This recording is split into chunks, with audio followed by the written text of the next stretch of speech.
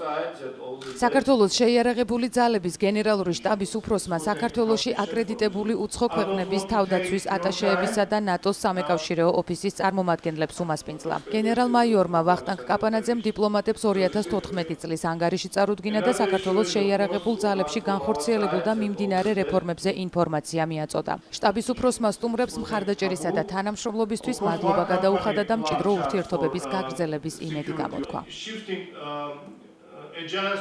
ეს არის ამ წლის პირველი გაფართოებული შეხვედრა, შემდეგ დაგეგმილი გვაქვს ცალკეულ ქვეყნების წარმომადგენლებთან ცალკე დამატებით შევხვდებით.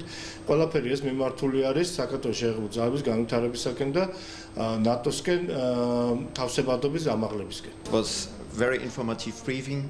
საქართველოს შეიარაღებული ძალების გენერალური შტაბის უფროსთან გენერალ-მაიორ ვახტანგ კაპანაძესთან ინფორმაციული ხასიათის შეხვედრა ჰქონდა. მან საქართველოს შეიარაღებულ ძალებში განხორციელებული რეფორმების საქართველოს ნატოში სწრაფვისა და ალიანსთან თანამშრომლობის შესახებ მოგვაწოდა ინფორმაცია.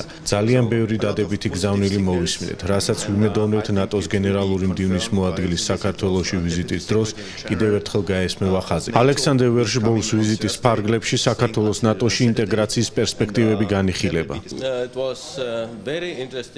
საქართველოს შეიარაღებული ძალების წარმომადგენლებთან ძალიან საინტერესო შეხვედრა ჰქონდა. ესტონეთსა და საქართველოს შეიარაღებულ ძალებს ერთმანეთთან კარგი თანამშრომლობა აქვთ. რა თქმა უნდა, ჩვენს ქვეყნებს შორის თანამშრომლობა ძალიან მნიშვნელოვანია. ეს საქართველოს არსებითი პაკეტის იმპლემენტაციაში დაეხმარება. ნატოს არსებითი პაკეტი თქვენმა ქვეყანამ გასულ წელს მიიღო, ხოლო მისი მიმართულების განხორციელება უკვე წელს უნდა დაიწყოს.